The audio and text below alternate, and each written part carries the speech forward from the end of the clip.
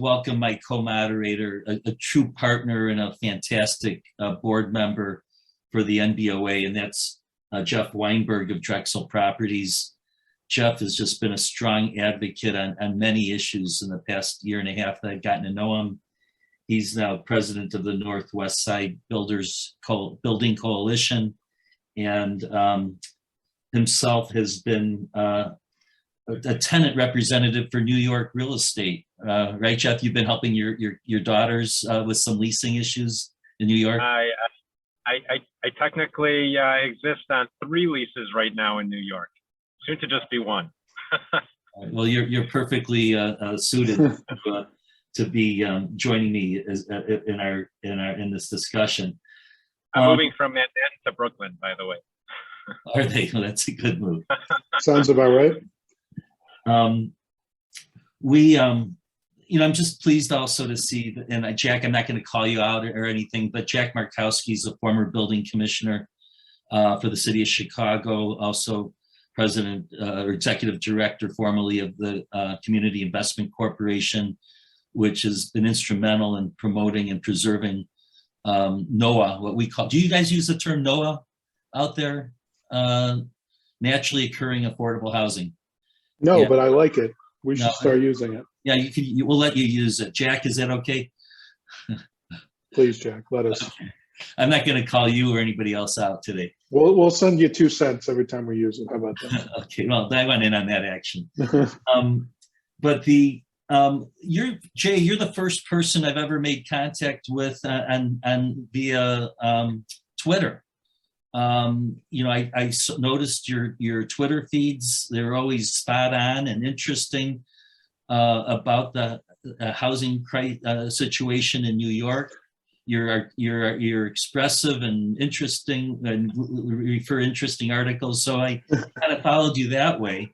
Well, I like how you almost said articulate, but you changed that. I appreciate that because that's more accurate. We don't want to bullshit anybody on this call. So, Michael, just jumping off that, the reason I got into Twitter is because that's where the conversation was happening in the rental market in New York. The people who were deciding our property rights and the direction of our industry was between reporters and lawmakers who were on Twitter. I said it's a dereliction of our duty as property owner representatives, organizations, to not be out there and having that conversation and be in there. So it's something I'm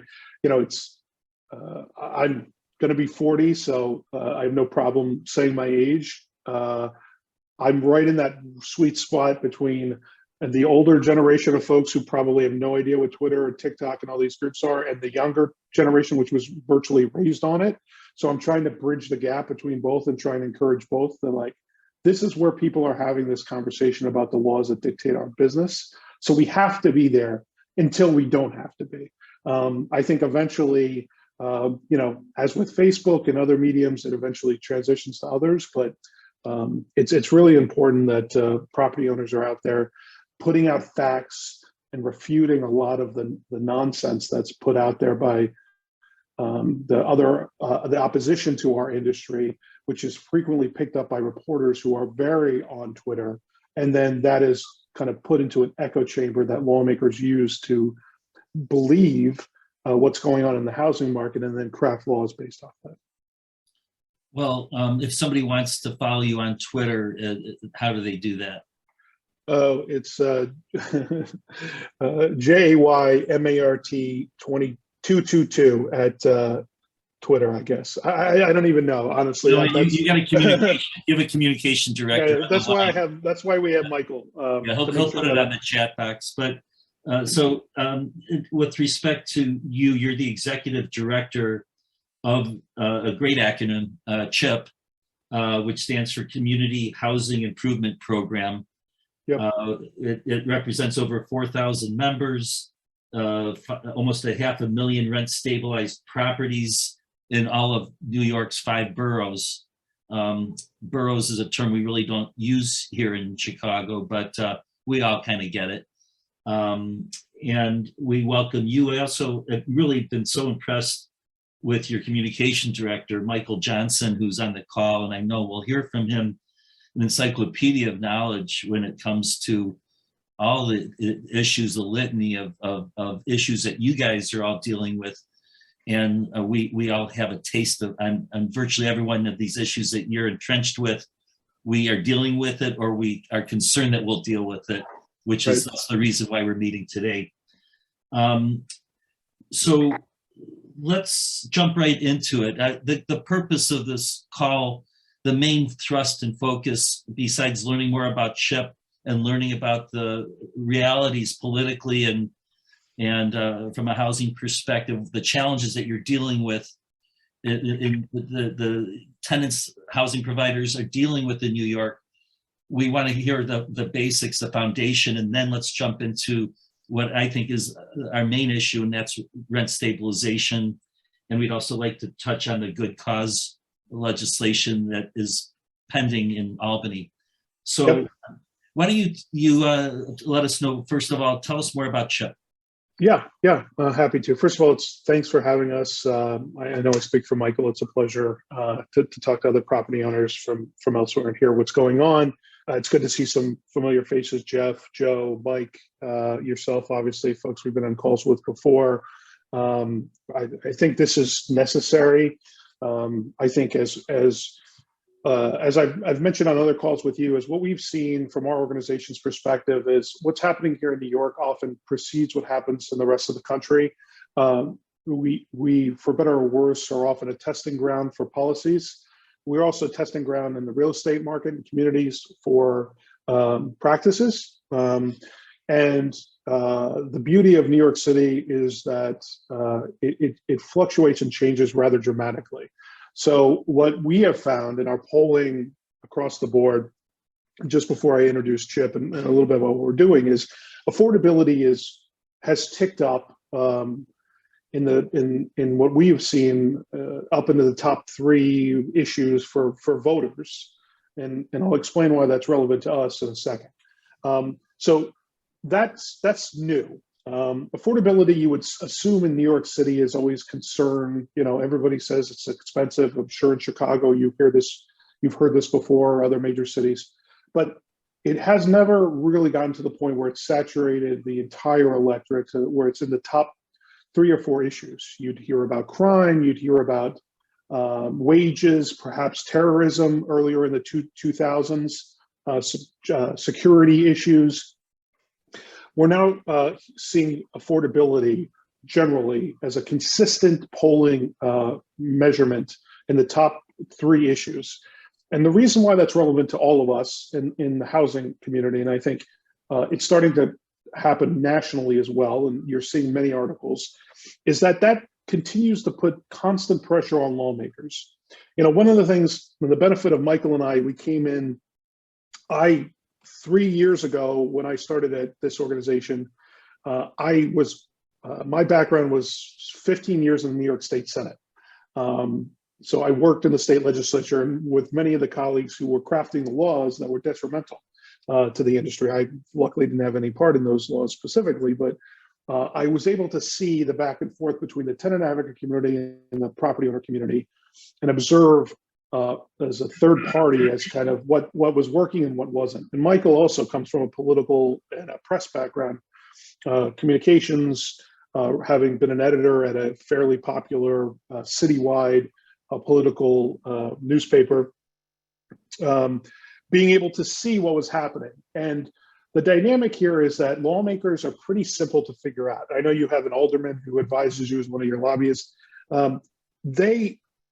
There are some certainly that have a motivation to deteriorate property owner rights. Those would be the socialist class, which is gaining insurgency here in New York City.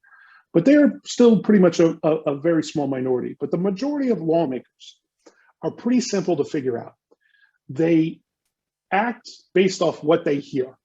And if their constituency, and this is where it gets into the importance of affordability, if their constituency is constantly telling them that affordability is a problem, that I can't afford my rent, I can't afford to live in this city, they will be forced to act. And I think for a while, at least here in New York, the real estate industry as a whole denied that.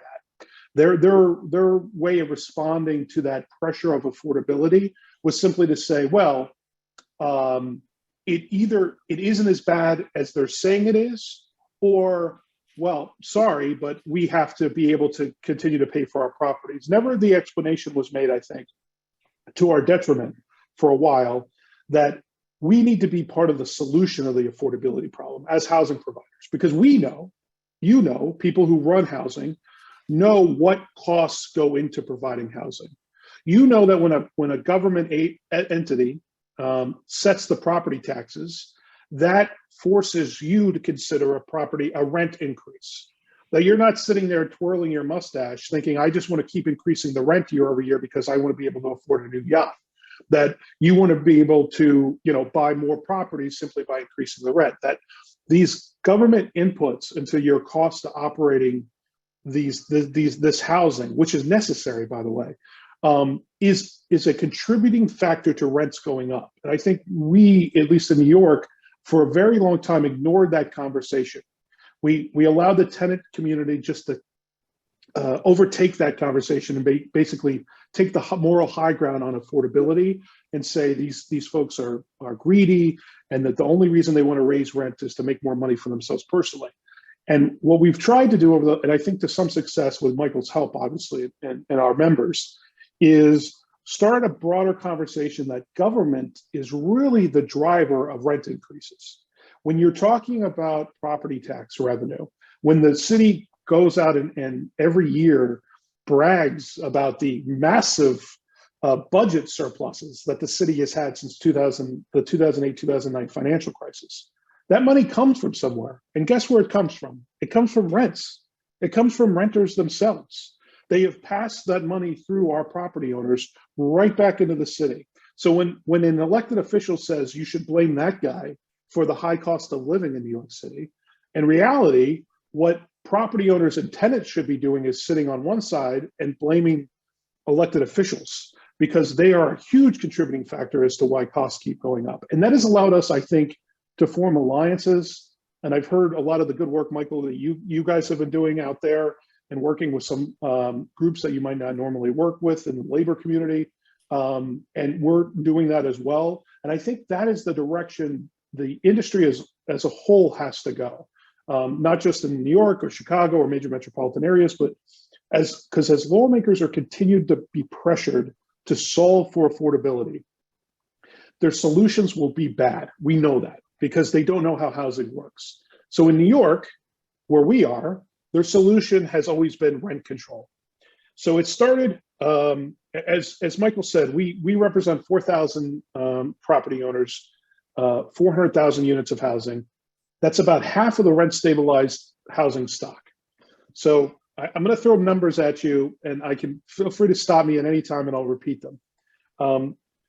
There is about 2.2 million units, apartments for rent in New York City at any given time. Half of them are rent stabilized. So 968,000, give or take, are locked within this system of rent stabilization. There's a very small subset that are rent controlled, which was a system that was put in place even before rent stabilization, which basically locked rents at a very set amount, couldn't increase at all. But the rent stabilization, which we refer to, which a majority, 90% of our units of owners we represent are in, are dictated by the rent stabilization system. And what that means in as easily explained terms as possible is, in fact, just this morning, Michael and I were listening to the Rent Guidelines Board's hearing. There's a board of folks who are appointed by the mayor,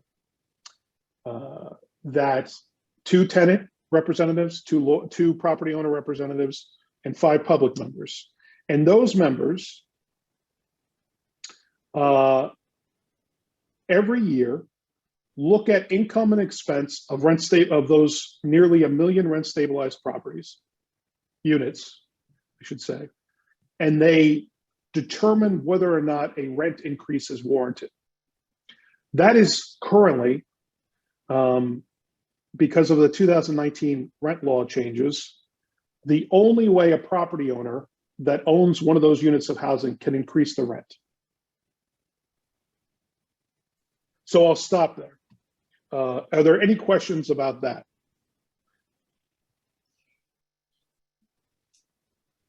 So, Okay. so Okay. let's review rent Yeah. stabilization applies to 5-unit buildings pre-1974. That's correct. That's correct. So the average age of a rent stabilized building that we represent, Michael, and feel free to jump in. I saw you unmuted there. Um, is about 90 years old. The law that was passed said that every building before 1974 would fall into this rent stabilization system. There are new units that are added at a very small rate year over year, but they are only done through something called 421A, which it's a tax offset for new building development, which of a certain percentage, about 30% of those units are set aside for affordable units under the AMI bands that are considered affordable. Then that property gets a tax credit, but that only represents about 5% of the total rent stabilized stock. The rest are basically older buildings that our property owners own that are 5 units or more, as Michael said, built before 1974, and they run the gamut. Some are elevator buildings, some are walk-ups, some are 10 units, some are 50 units, and they all basically are under that same structure of a rent guidelines board rent increase. I was going to say about 75% of those buildings were pre-47 as well, right? So like the vast majority of the housing stock is more than 80 years old, more than 90 years old now. Like that's the reality of New York City. And because of rent stabilization, they've been trapped there. There's no real ability to take these units out and build something new with them. And that's another functional problem with rent stabilization that we can explain why you can't, vacate the building, build something new. The tenants have too much power and rights, and you just can't. It's functionally, you'd have to buy out every single tenant if you wanted to tear your building down and build something else up again, and it's cost prohibitive. So let's go back to rent stabilization 101. I own a 12-unit building. Apartment 1 has a 1-bedroom that rents for $1,500. Take me through the lease cycle how does the whole lease cycle, the lease renewal, the what happens if it vacates? Run us through how this all works. Yes. So in 2000, so it's good to point out that in 2019. So basically, what was happening is every 4 years, the authority that the government has, the New York City government has given itself to regulate basically half of the available apartment rental units in New York City. To do this, they use something called a vacancy survey. So they basically were doing the survey of buildings to determine whether or not an emergency, and that's the term that's used in the law, existed to give them the authority to do this. And the vacancy number was 5%. If that number fell above 5%, the law is written that if there were more than 5% vacancies, then the emergency no longer exists. And therefore, rent stabilization as a scheme, therefore, shouldn't be in place. Now, you can imagine that once government has the ability to regulate 1 million apartments of rent, that the emergency will somehow constantly perpetuate itself, which is actually the benefit, or actually the basis of our constitutional challenge, which I'll get into later in the Supreme Court, the U.S. Supreme Court, against the way the scheme is set up here in New York. But basically, they do a survey. They say there's a vacancy emergency. There isn't enough housing to determine this, the 5% amount. And then every 4 years, there was whether or not the law was needed to be renewed based off that vacancy survey, they would have a vote in the New York State Capitol. So in 2019, for the first time in almost 70 years, give or take a few years, one party controlled all 3 branches of the government, and the Senate, the Assembly, and the governor's mansion.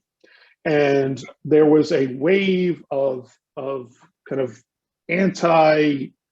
we'll say, without getting too political, a liberal wave here in New York, even more so than normal. And the indication was that the rent laws had to be changed to a point where they took back whatever had been given away, in their words, over the years. So the drastic changes to the rent laws that existed before, to that $1,500 apartment you referenced, was before 2019.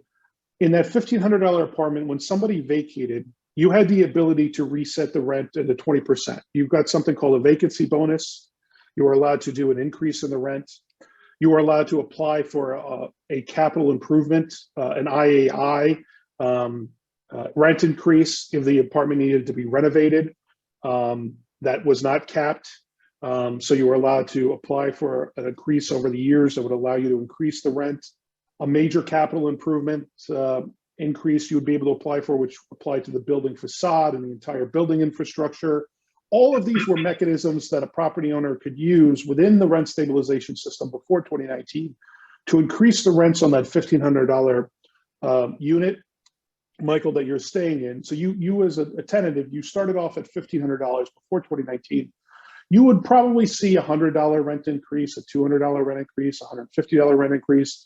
And on your bill, on your lease, it would be attributed to, well, the building just got a new boiler, an MCI came in, the building owner applied to the rent guidelines, the DHCR, the Department of Housing and Community Renewal, they were granted a rent increase under the system. There were all these different mechanisms for operating income release. But in 2019, with this majority wave that came in, and they decided to do two things. One, they took away the need to renew the emergency permanently. So even though there's a vacancy survey that is done, and technically the law says that the emergency needs to be existing for the law to stay in place, they took away the need to renew the law every 4 years. So in 2019, they changed the need to renew the law every 4 years, and they basically made the law changes indefinite. So is this state or city that did this? This is state. So that happened. So that was point number one. And point number two is what they did is they completely removed any kind of vacancy increase. So right now we are seeing tens of thousands of apartments become vacant in the rent stabilization system during COVID that are coming off of 20 and 30 and 40-year tenancies. Some of them caused by COVID-related deaths. None of them caused by evictions, mind you, because housing court in New York City, since the pandemic, has been closed. So we have about 20,000 vacancies that property owners cannot increase the rent on any of those units. And we're talking about rents, a one-bedroom apartment in Manhattan, $700 a month, $800 a month. In Brooklyn, $500 a month. The rents do not justify, in some cases, $75,000 to $100,000 of renovation costs. So it actually benefits financially an owner to keep that. It's cheaper for the owner to keep the unit vacant than it is for them to invest $100,000 in renovating the unit and then apply for what the law did allow for is a one-time $15,000. And I know I'm trying to boil down 70 years of rent stabilization law into 30 minutes. So I apologize, and I'll happily repeat any of this. But the law allows for a one-time $15,000 apartment improvement. Well, in mathematical terms, that equates to an $83 rent increase over 30 years. So that means that if you have, so you're Michael, you're a $1,500 apartment. You were living in there for 30 years. Let's say you were a hoarder. Let's say you weren't a hoarder. Let's say you were just someone who never complained about maintenance. You never had children, so that it was not the unit was never properly lead abated. It was grandfathered into the 94 rent laws here in New York, the lead laws in New York City.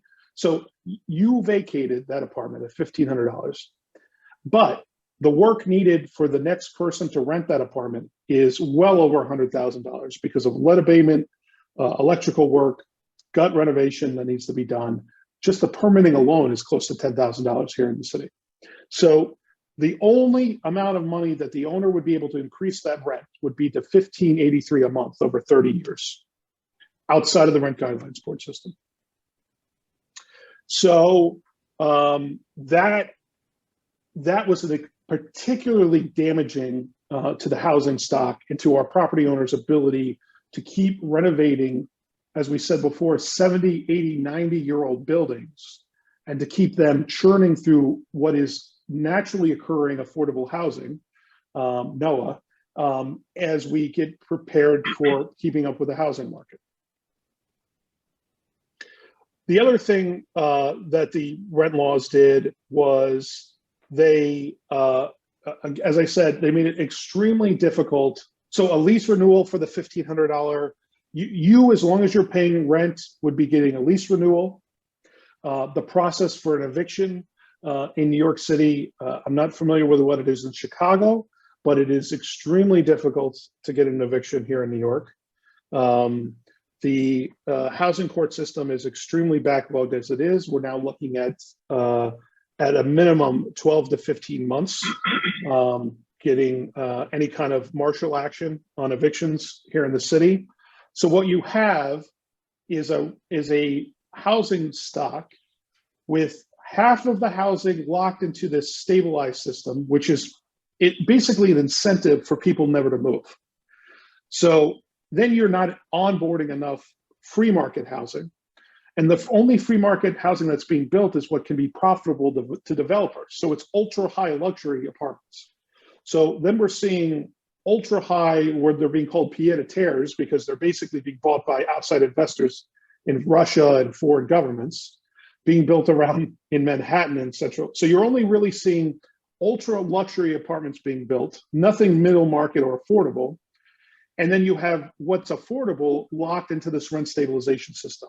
All of that equals to a housing market that can't accommodate the amount of demand that's needed, and basically costs for property owners that continue to go up year over year because the property taxes keep going up, utilities keep going up. And as you all know, I'm certain in Chicago, the gas and utility costs alone this year went up 19%. Okay, going back to the 101 lesson. Yep. I own that $1,500 a month apartment. It's up for renewal. Everything seems to hinge on this political entity called the Rent Guidelines Board, with 9 representatives, as you said, 5 public, 2 tenant, 2 housing. Tell us about all the anticipation buildup and what goes into. It would seem to me whatever that Rent Guideline Board says is going to be so important to me as a housing provider in New York. Yeah. Well, it was always important, and then after the 2019 laws, it became literally your only refuge for profitability. And we're not even using the term profitability. We're using the term like basic subsistence. So it is as you might imagine, a kangaroo court. It is a process in which the tenant advocate community screams and yells. They literally bang pots and pans, screaming at public hearings that, we want a rent rollback. Property owners then testify, and they get screamed at that they're killing people and their evictions kill people, and that any kind of a rent increase is bad. And over the last 8 years, because we've had an ultra liberal mayor who's made the appointments, Michael, do you have? Yeah, I mean, I can the go percentage over it, increase, just to give an idea of what the proportional rent increases over the last 8 years have been. Yeah, so last year the increase they gave for a 1-year lease was about 0.75%. They did something kind of tricky there, but I'll explain that later. The year before that, they froze rents. They gave a 1% increase in a second year if someone took a second year rent, but they basically froze rents. The year before that, they gave a 1.5% increase, but their cost predictions were like 4.3% that it was going to go up, and they just undershot the kind of the rent increase they were going to give. So they historically have undershot essentially the data that they provide, right? So they run data that essentially says, okay, operating costs are going up by this amount. In order for you to keep your net operating income even, not make any more money, just keep even, we're going to have to raise rents by X amount. They always undershoot that by like 1 or 2%, basically. And that's what they did all throughout the de Blasio administration. So that's basically a decade now of rent increases, or almost a decade now, where the rent increases were dramatically below what their own data said was the operating costs. And then we have issues with how they do their data as well. But that's, I mean, even if we accepted their data, they're undershooting it when they do the rent increases. So what are the games that are being played to game the system on either end here? I mean, I imagine we've all heard this story of tenants who bring in other tenants or relatives. What's going on? Yeah, well, so like we just testified this morning against the report that the Rent Guidelines Board put out, which is, by the way, it shows that NOI, net operating income for rent stabilized properties has decreased to the tune of 7% across the city. And by the way, the average rent stabilized property, if you pull the RPIEs, which are every building that's within this system has to file this every year to the Rent Guidelines Board. They have to file basically their income and expense to DHCR in the Department of Finance. And when you look at it, the perception that these buildings are banks, are money-making machines that are just churning out millions and millions of dollars, the business model for these property owners is long-term ownership, basically, and maybe not dissimilar to some of your owners. It's a return of a basically, a low $150,000, $200,000 on a building evaluated at $10 million. $150,000 a year, basically, clearing net operating profit. That's before debt service. So whatever the mortgage payment, take out of that $110,000, $150,000. So the margins are extremely thin within the rent stabilized stock. And one boiler, one roof, one fire, God forbid, waiting for an insurance claim to come through, any kind of upsetting factor in those economics means you're in the red for that year. And so the ownership model, our average owner is 20 years or more, because you really, it is about being it's squeezing every last dollar over the long term of owning these properties. As far as the Rent Guidelines, where this morning we testified that they calculated that NOI 7% loss on an interest rate of 4.5%. Well, the interest rate is north of that.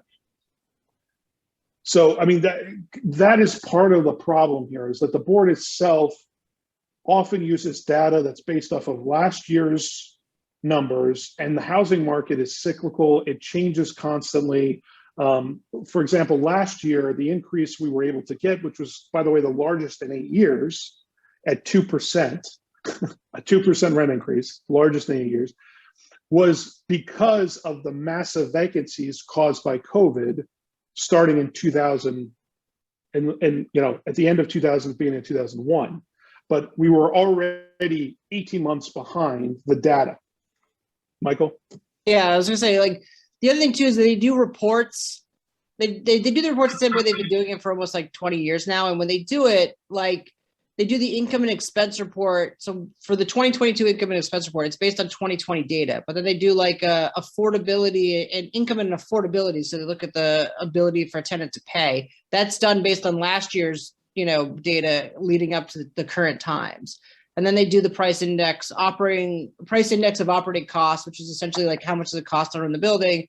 They run that on last year's data, but like everything is just kind of on different times. And then like they come together, and you could almost inevitably argue like, well, let's ignore that data and apply this data, or let's ignore this data and apply that data. Like there's just so much of a flexibility for them to, with, a hint of intellectual honesty, say like, oh, let's ignore the owners and just listen to the tenants. This report's more important than that report this year. And that's why we run into this. Just to kind of go back really quickly on what Jay mentioned too, like it's all performance theater. Like, so when the pandemic hit in 2020, they wanted to essentially stop the Rent Guidelines Board from meeting and setting any guideline and just freeze rents, because they couldn't come show up and bang pots and pans in person. That was their reasoning. They were like, they passed a law that said they could meet via Zoom, and they're like, well, that's unfair to tenants because we can't come there and bully the board into doing our bid in with literal threats of them yelling and screaming at them in person. Like that's kind of where we've gotten to at this point. It's entirely a political process. Maybe Correct. it's going to be a little easier now with a more business-oriented mayor. A nightmare. The mayor selects all 9 members in time. Right now, you have a majority of de Blasio appointees, but there's some indication you'll get treated better. But you still have to deal with all this stuff. You know, you were saying earlier you got to apply. You used to be able to apply for a capital improvement.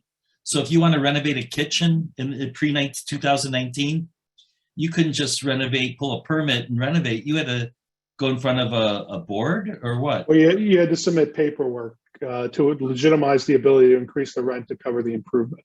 That's crazy. But so this all sounds, go ahead. Yeah, no, but bear in mind, you could do it if you didn't want to increase the rent.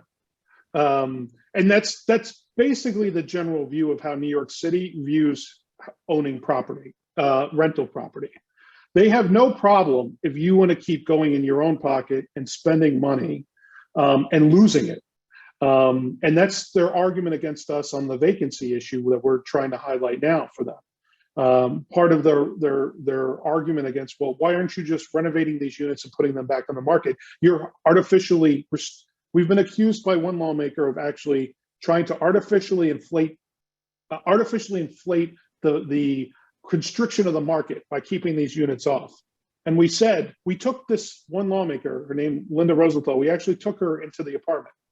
This is an apartment that still had a claw tub from the 1930s. And the wiring,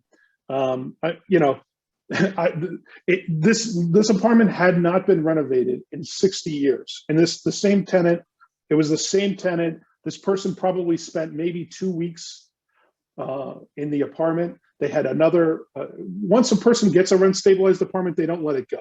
And even if they have the money to own a house, and this is why this system so incentivizes problems with the housing market, because if you have a rent stabilized apartment, you treat it as an asset.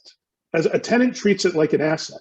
They can leave it to someone else. They can leave it to a family member because it's gold. The fact that you have an apartment that's regulated by the government so far below the market costs for living in the city of New York. So people will hang on to that lease, even if they have the money to have a house upstate New York or they have a house in Florida. So what we often see is people who have rent stabilized apartments for 40 years who don't even live there. They have a vacant apartment that they keep their name on because they have the rent stabilized lease that's so ridiculously low. But when they come to New York, instead of having to pay for a hotel, they use it as a hotel that they pay the $600 a month. Then they can come up here for 3 months out of the year and they're snowbirds, or they're what's the terminology in Chicago? I don't know if you use the term snowbirds, but they use it almost like snowbirds is going south, I guess. Okay, the reverse, whatever the reverse they're is. flying north for the summer. But that's the insanity that we're talking about here. Is that so they would not want to highlight the need to renovate that apartment because then the owner would be incentivized to increase the rent. So they don't talk about it. The unit stays unrenovated for 40 years. So we had this lawmaker come and look at this unit, and she said, well, you could paint it. You just paint it and rent it back out. People need housing. Somebody would rather live in here than be homeless. Well, perhaps, but the property owner, first of all, has insurance costs for keeping someone in an apartment that's not up to code. The lead alone in the building is a violation of code in that unit. If someone's living in it with a child, it's a code violation. The wiring is a violation. And by the way, she also asked, well, why didn't you renovate it while the person was living in the apartment? I don't know what it's like in Chicago, but 9 times out of 10, what we have here is tenants have a right of refusal for entry. So we often have situations where even if there is a maintenance issue in the apartment, especially in rent stabilized stock, tenants refuse maintenance requests. They will refuse entry of their of the supers to come in and renovate or patch up work in the apartments because they do not want them to see, one, what's going on in the apartment, or they don't want them to charge them more rent on their below market rent stabilized apartment. They think any improvement will mean they will incur an increase in rent, which is true because that's what it costs to keep renovating apartments. But yeah, it is a system that it mutates the housing market. It has led to less housing. We as part of our lawsuit, which I said I would talk about, we put significant money into research that basically showed that this system, the rent stabilization system within New York, as I'm sure you've seen from St. Paul in the initiative they tried to pass, or they're in the process of passing, diminishes the production of housing. It incentivizes the creation of ultra luxury, but not mid-market affordable, because profit can't be made by developers. So no one is building the kind of housing that people really need in New York City and developing it to the tune of 200,000 units a year that we would need to put online over the next 5 years just to keep up with population growth, because there's no ability to make an income and profit. So what's happening is the system itself is actually creating, self-perpetuating the housing vacancy emergency that it's in place to solve. Jeff? So property taxes, we haven't talked about. In Chicago and Cook County, people are seeing property taxes double. Conservatively speaking, we're seeing it go up 25, 30% across many buildings. How are property taxes treated in the rent stabilization when you've got a $700 or $1,500 apartment, when property taxes are expecting it to be $3,000? How's that handled? I'm glad you asked. So the Rent Guidelines Board does factor in property taxes into their annual rent increases. Right now, we're running at the average rent stabilized 1-bedroom apartment, 40% top line goes to property taxes. 40% of, so the average rent is, what was it, Michael, 1,400? Yeah, so the average rent is $1,450. The median rent is $1,288. And then there's the fact that 421A buildings skew everything. But yeah. Right. But so the median gets skewed by the 421A, that tax credit benefit of the new developer buildings that we talked about. But to your point, the 40% top line right off the bat goes to property taxes. And what the city did over the last 3 years, the parting gift from the de Blasio administration, was they reduced the rate, but they increased the assessments. So we saw double-digit assessments in properties, but they lowered the tax rate on some classes of buildings. So there's multiple class. I don't know how the property tax system is done in Chicago, but in New York, multifamily is broken up by different classes with different property tax class systems based off of how many commercial units are on the bottom floor of the multifamily, which is common in older buildings. You'll have like a bodega or some commercial unit on the bottom floor, and then residential in the above floors. In some newer developments, you have that. So there's different classes, but generally speaking, what the de Blasio administration did, knowing that the RGB would be looking at the increasing burden of property taxes, and that they generally look at the rate and not the assessments, was that they lowered the rate, but they increased the assessment values. So we saw owners in the last year get 30-40% assessment increases on average, but the rate ticked down by 2 to 3%. So the net effect was they were paying significantly more property taxes, even at a slightly lower rate. So And they also get around that too by because the only way they create affordable housing in New York City right now is through these tax breaks for developers, the 421A buildings that we talked about. Like that's the incoming rent stabilized housing stock, right? So you're adding buildings that are paying no taxes into the calculation. And then, so they come back and they say 25 or 30% of the rent goes to taxes. But the rents are artificially higher because you're bringing in new construction that it's set at market rate rents, at higher rents. And then you're also not, you're looking at those buildings that are paying, and they're paying no taxes, and that's lowering the overall tax cost. So all of the buildings that our members own, the, pre-1974, and most of them are pre-46 buildings, are paying the bulk, are paying all of the property taxes, and they have the lowest rents because they've been locked low forever. But that's just how they kind of figure out a way to kind of screw us over, basically. So I'd like to ask Jay and Michael if we could go another 10 minutes till about 10 minutes after the hour, because I'd like to make sure we have a chance to talk about the good cause legislation. But before we go to that, and Jeff, if you have anything else, please come in. But this all sounds so flagrantly unconstitutional. Is there anything that can be done about that? Well, we're trying. So our organization actually proceeded before I started with it, had been working on this lawsuit, and before the 2019 rent laws. So the 2019 rent laws kind of underlined a lot of the arguments within our lawsuit, and we may actually have to start a second lawsuit specifically for that vacancy issue, because only New York and the St. Paul law, if enacted, if they actually end up enacting it, so they're still working legally to do that. They're the only places in the entire country, not even San Francisco, no, not even California, where the government regulates vacancies. Even in California, of all places, they allow, in San Francisco, they allow for an owner to recapture a vacant unit of housing. And there's very little argument the government has to say that a vacant unit of housing should be regulated. When we've spoken to lawmakers, they say, well, we want to preserve affordability. Well, that's great, but you have to compensate a private individual for providing affordable housing, if that is your intent.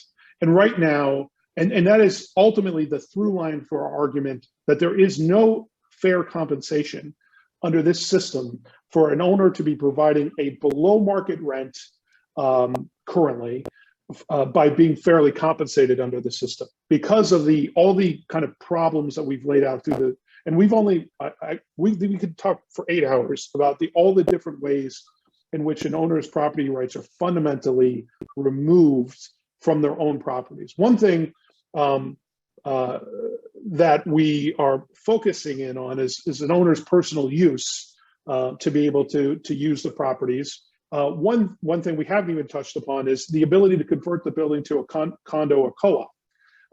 So before the 2019 laws, you had the ability to convert, if you had a rent stabilized property, if the building voted to convert to co-op, there was a simple voting process.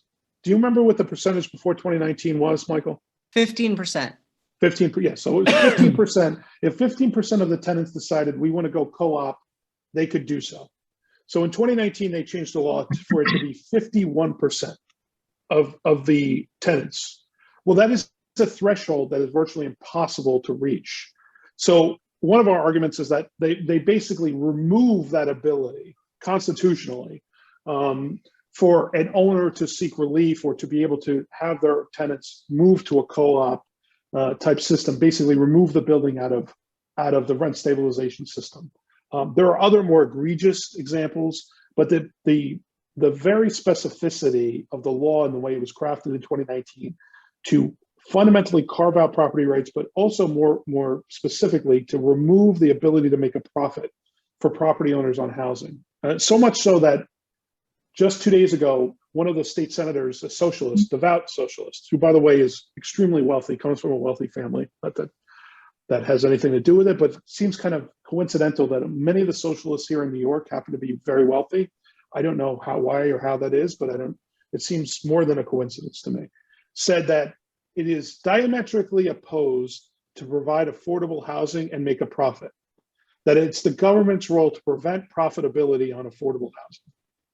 And this is a person who has the direct ability to control rent stabilized housing stock. Okay, so I see a question from Anthony.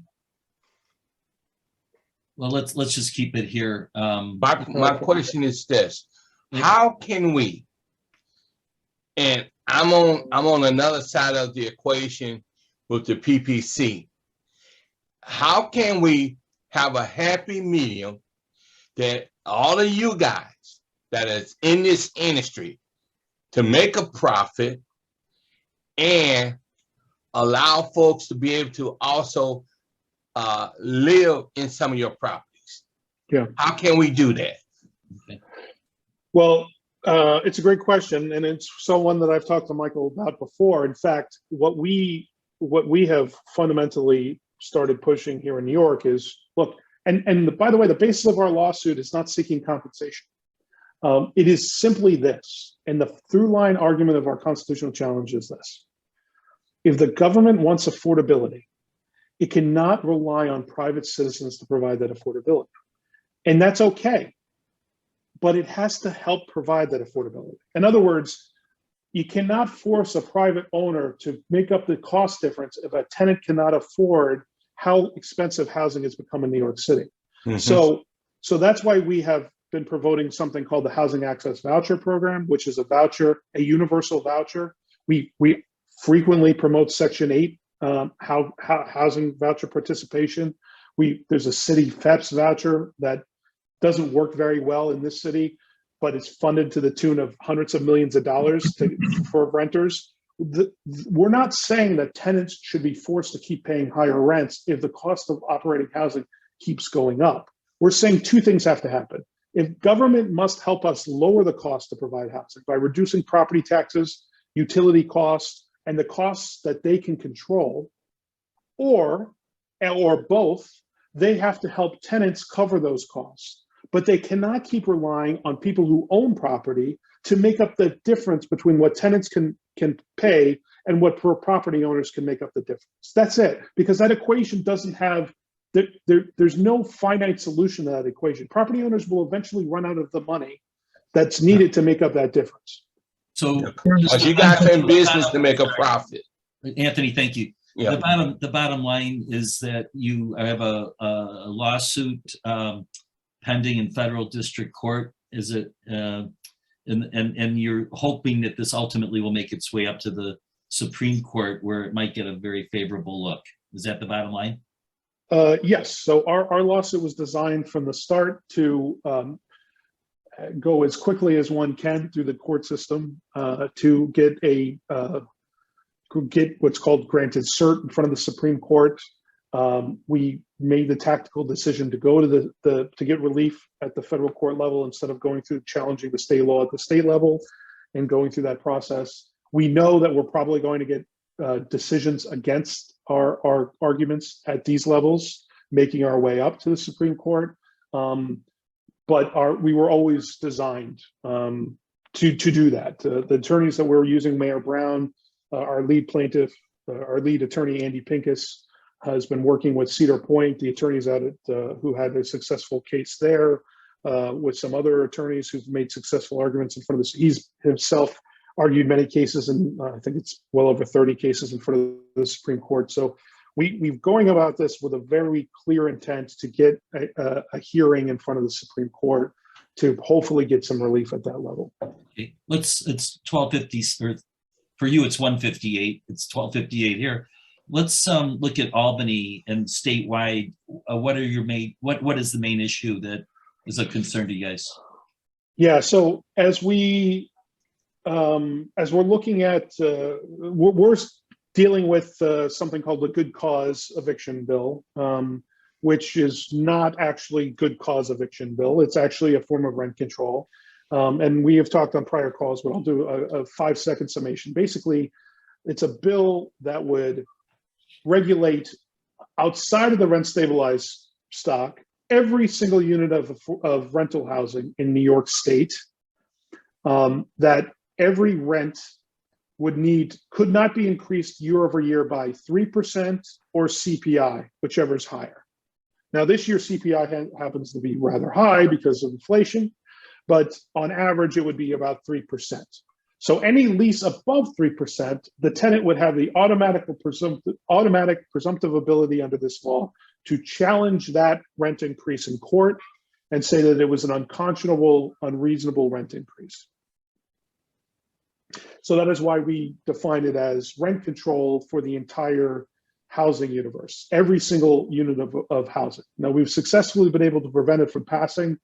There's only, actually, as of today, there's 17 legislative session days before the end of, they break for summer. They come back in January, so summer and fall. But it is likely to pass eventually. And we have been pushing back hard. There are states that have a version of this bill already. Oregon is at 7%. California is at 5%, plus CPI. So that's an important distinction.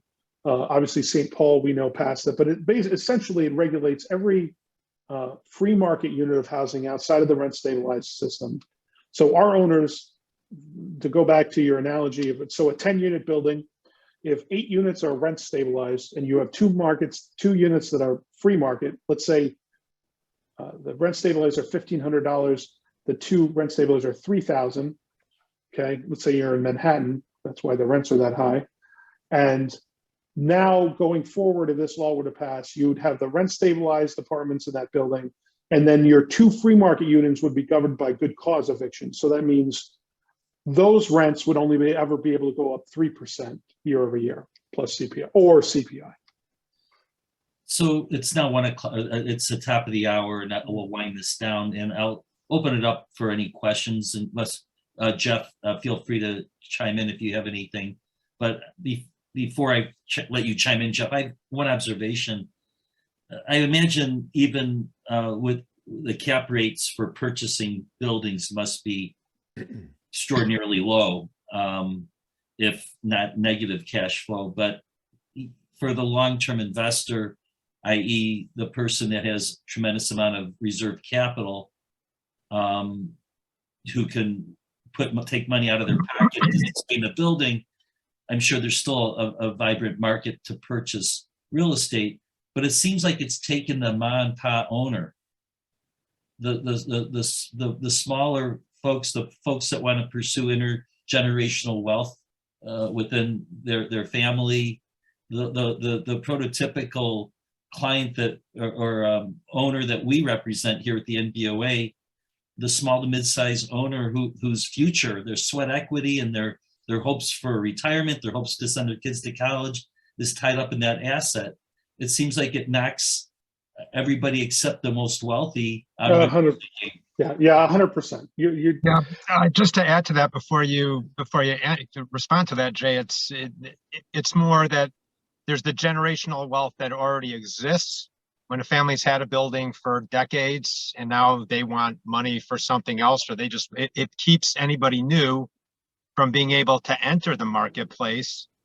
But you also made the comment earlier with that one, I think on the panel, who went and said, just paint the apartment. So it's basically setting an expectation that affordable housing is shitty housing. It's just old. Maybe you got lipstick on it, making it look nice, but really what's there is dilapidated and cold and rattly windows. So the two of them together locks out anybody from getting in who has a good idea because they could, improve, or because they can't sell it because the income side is just upside down.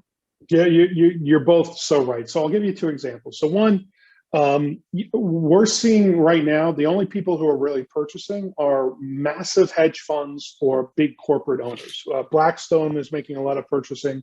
And again, whatever. We can have the moral conversation about whether hedge funds or large corporate owners should be the ones buying properties or institutional small property owners are. We obviously represent the smaller property owners, but they're buying them based off the value of the land that these buildings are on. They actually believe in the long-term investment that maybe one day the rent laws will change and I can lose a couple $100,000 a year over year over the next 3 or 4 years, and maybe the rent laws will change, or maybe something will happen that I'll be able to change the cap rate on these buildings. But New York City is still New York City. And I think one day this investment will pay off. And worst case scenario, I'm buying these properties at 40 to 50% less than they were selling for 10 years ago because of the changes in the rent laws. In 2019, when the rent law changed, the average rent stabilized property fell in value by 40%. Why? Because the ability to deregulate rent stabilized units, as I mentioned before, under the vacancy ability, completely was eliminated. So you basically had any future cap potential to deregulate any of those units eliminated. The value of those buildings overnight was halved. So you only have people who are long-term owners who have already paid off the building.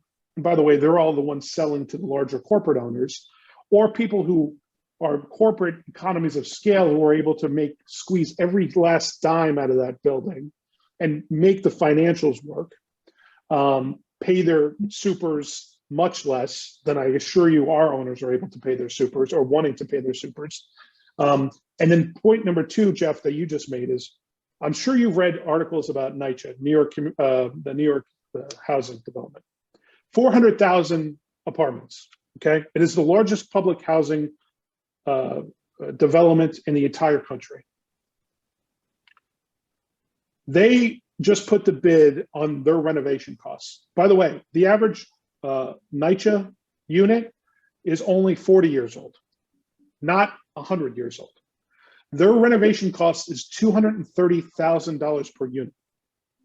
In the same breath, the government is telling us that we should only have $15,000. The difference between $230,000 and $15,000 isn't profit. It is simply, to your point, their housing, NYCHA housing, is a disaster. It is, I've used the word ghetto and I've gotten controversial, people have said that back to me, and I said, I'm not the one forcing these people to live in this terrible housing. I want to get these people out of this housing. I want to give them the ability to live in private housing that they can afford to live in housing that isn't run down, that doesn't have lead in it, that doesn't have asbestos in it, that isn't leaking, that doesn't look terrible to live in, that isn't crime rated, frankly, because, by the way, they put this housing in communities that they have forgotten about. And so I want to give these people an opportunity to get out of this housing that they've been locked into. Instead, what they're saying to us is that you should take this private housing and somehow miraculously run it and renovate it at $15,000. And instead, we're going to take government housing and we're going to figure out a way to get $40 billion in renovation into those buildings at $243,000 per unit to renovate. It just doesn't make mathematical sense. Crazy. Well, listen, it's after the hour, but I'm sure there's a tremendous number of questions out there, and I encourage folks to. Is there just tremendous amount of deferred maintenance throughout the city as a result of these policies? Okay. So there isn't yet, but there will be. Well, look, the economies of scale, you can look at the violations. I don't know how it is in Chicago, but all of the violations that a building get are public record. They all go on this system where you can, in my apartment building, I can look up the violations in my building. So that is a prohibitive for property owners who care. That is prohibitive to increase violations. It's bad for your lender. Your lender looks at your violations on your building.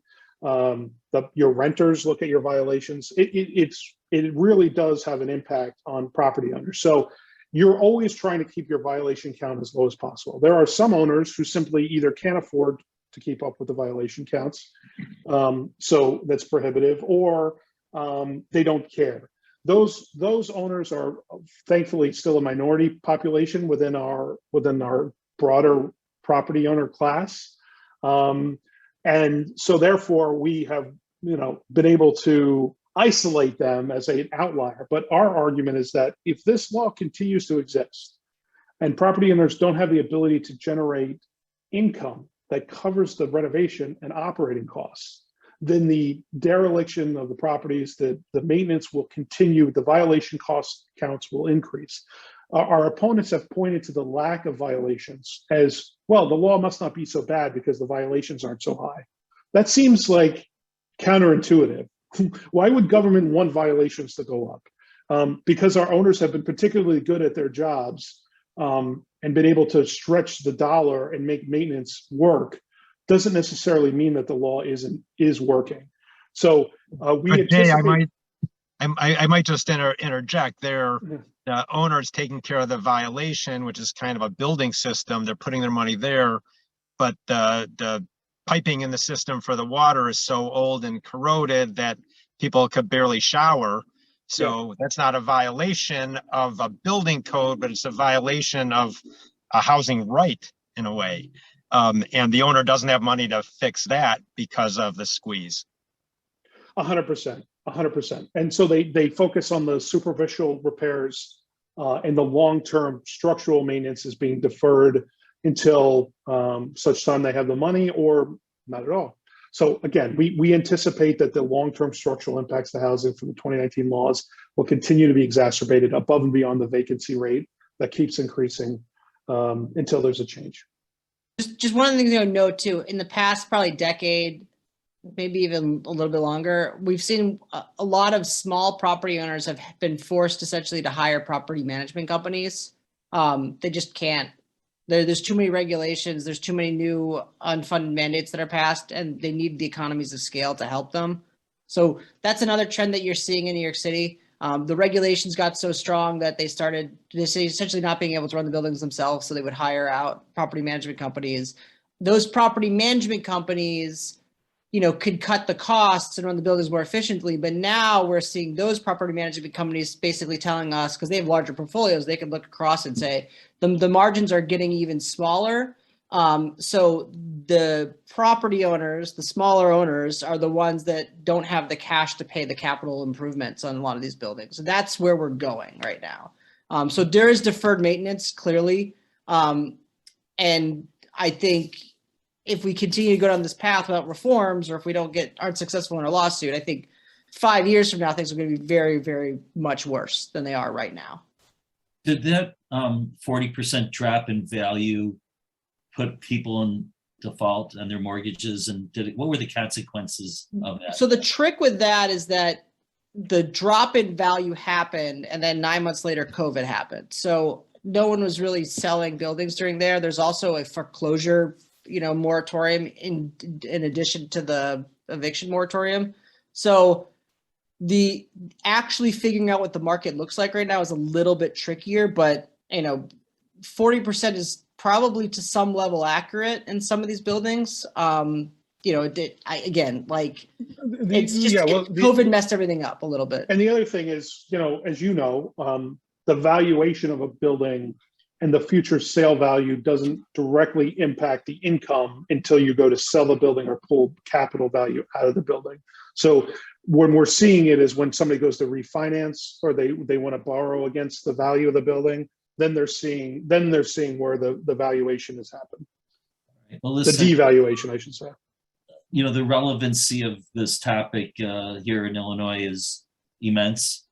We all know that we're in an environment now with increased operating costs, inflation, property tax uncertainty, that rent increases are part of our life here, and we don't have the obstacle of rent stabilization or rent control.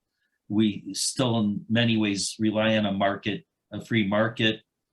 And the challenge is likely going to happen next spring when our state law that has bans rent control will be very likely up to challenge. And we all anticipate a lot of pressure by the tenant advocates to lift the ban on rent control when all of a sudden, these type of issues that you're talking about, in some format, no kind of rent control is the same. Everything's different, various types of rent control out there. But once it's there, it ain't going away. And so, you know, for this is such a relevant discussion because it's our opportunity in the industry. We're part of the Chicago Apartment Association's SHAPE Coalition. NBOA has a proud role on this coalition, a very well run group, but we can't just sit back and rely on these groups. We all, as an individual property owners, need to educate our state legislators, take an interest in the upcoming elections, and make sure that it's our duty. If we don't educate elected officials on the impact, detrimental impact, the unintended consequences, nobody else will. So, you know, the NBOA is going to be focused on this issue this summer. And anybody on this call who'd like to be involved in our advocacy functions, please reach out to Jeff or me or Joe or Maggie. You know, we really, when I fought on this issue in 2018, and I interacted with many legislators, many, about 5 or 6 folks who really didn't understand the issues and welcomed the discussion. And that's what we need to be doing, not in Springfield on the eve of a vote. We need to work on it this summer and have respectful, engaging conversations to explain why wage and price controls are disruptive and counterproductive with unintended consequences that defeat this notion that affordable housing needs to be created. There's much better productive paths. It's not an easy problem. We all know that increased production of housing is really ultimately the solution. It's a supply and demand thing.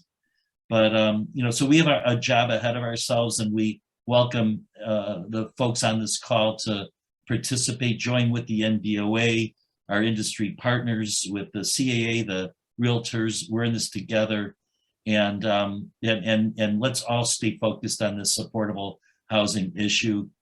We don't have the same issues you guys have with dramatically increased imbalance of supply and demand, but we have issues here, and we have to also, the same time that we're opposing lifting the ban, we have to be advocating for worthwhile solutions. So with all that said, we've run over time. We're so appreciative, Jay and Michael, to you guys for what you do.